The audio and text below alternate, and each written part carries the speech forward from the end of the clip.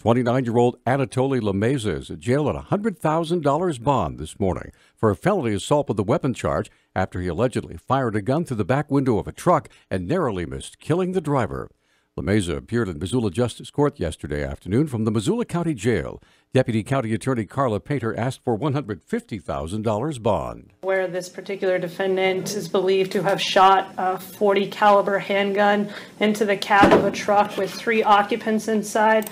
The driver of that truck was actually struck in the back of the neck with one of those bullets. Somehow it didn't manage to penetrate the skin, but obviously this defendant very well could have killed that driver. Painter said Lamesa has a lengthy and varied criminal history. 2010 includes disorderly conduct and obstructing. 2011, he had a failure to appear in a criminal contempt charge. 2012, obstructing again. 2013, he had an assault conviction as well as a negligent endangerment conviction. Obviously, these are all misdemeanors, but they are indicative of the defendant's disregard for the law as well as court conditions. I think he poses a risk to the community. Judge Landy Holloway set bail for Lamesa at $100,000 and ordered him to appear again February 20th.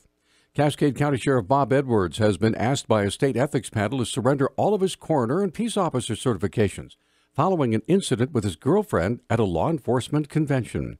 The Great Falls Tribune reports the ethics panel asked Edwards yesterday to surrender his certifications. The panel has control over Edwards' certifications, but not his job as sheriff.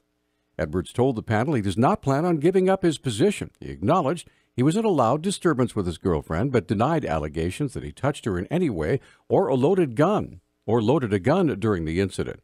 He acknowledged that his actions that night were, quote, not the best, end quote. Missoula County Sheriff's Office has been helping to investigate what caused the 9 Mile house near Houston to burn to the ground last December, but Detective Captain David Conway explains. Our office, in conjunction with the State Fire Marshal's office and then also the private insurance, conducted an investigation into the fire to determine what happened. All 3 of us worked together closely, and we did apply for a number of warrants and did a very complete and thorough investigation.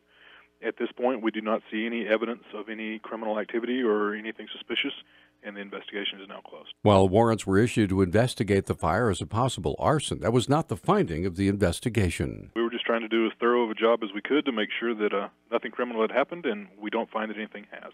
Either it was ruled undetermined because they can't determine exactly what happened, or as an accident. I don't know off the top of my head exactly which.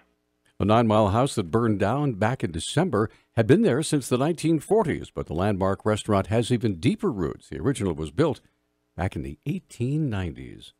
A Montana State Prison inmate connected to the 1996 beating death of an Idaho man has died in prison. The Independent Record reports 61-year-old Joe Edward Gordon died Monday of an extended illness. Gordon was sentenced to 80 years in prison in 1997 for his role in the kidnapping, robbery, and murder of 52-year-old Ryrie resident Michael Fox.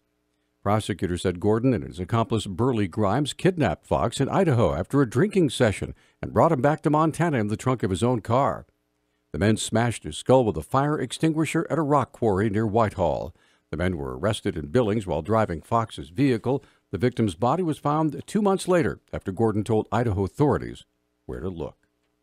Granite County Commissioner Scott Adler has been summoned to a court appearance on charges of official misconduct and theft by embezzlement after the Department of Justice looked into accusations that Adler had used county equipment and employees to install recycled asphalt on his personal driveway.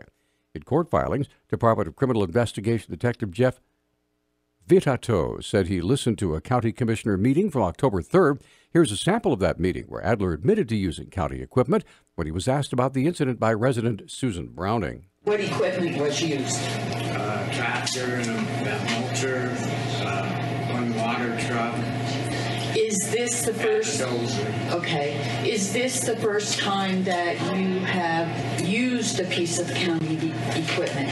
No, I've used stuff over at my shop there and loading stuff, same as, right there where I have my shop. At the time, Adler said his property was being used to test the asphalt and the equipment, but Vitato's investigation found the material and equipment had already been used at least 3 other places without any issues. The investigation found the driveway project took 4 county employees 6 hours to complete and nearly 12 dump truck loads of material. Adler has repaid the county $1,450 for the work, but Vitato found that the repayment was too small and the description of the work was, quote, greatly understated, end quote.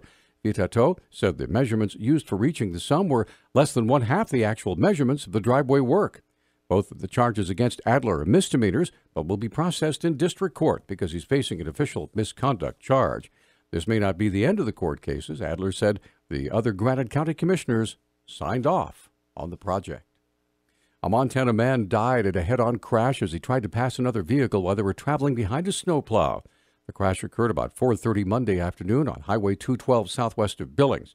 The Highway Patrol reports the man was southbound in a Ford pickup in a line of vehicles following a snowplow. He tried to pass a Chevrolet pickup and collided head-on with a northbound Jeep Wrangler. The Chevrolet pickup and a smaller pickup also hit the victim's vehicle.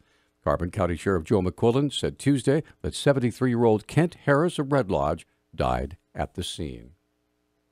After the historic fire season of 2017, Missoula County Commissioners have asked a distinguished fire scientist to speak at a public meeting tomorrow to discuss ways to reduce the community's risk of wildfire. Speaking will be Mark Finney, Ph.D., research forester with the Missoula Fire Sciences Laboratory. Finney said one of the main ideas he wants to communicate at tomorrow's meeting is that fire itself is not the enemy. Fire itself, wildland fire, is an essential component of fire management. Really, fire isn't an enemy.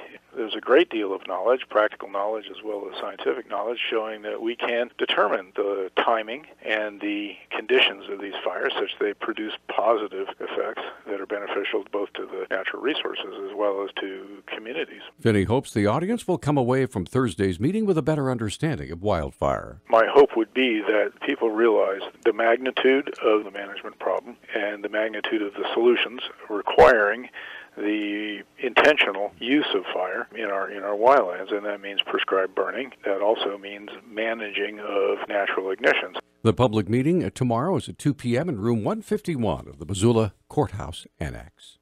Our News Talk time is 6:12. Newstalk, KGVO. Missoula's official weather station. Mostly cloudy to cloudy skies today with a chance of rain. Daytime highs will be in the mid to low 30s. Tonight, rain likely, overnight lows in the mid 30s. We'll see rain early Thursday, changing over to snow by Thursday night. I'm meteorologist Brooke Foster, KECI 13.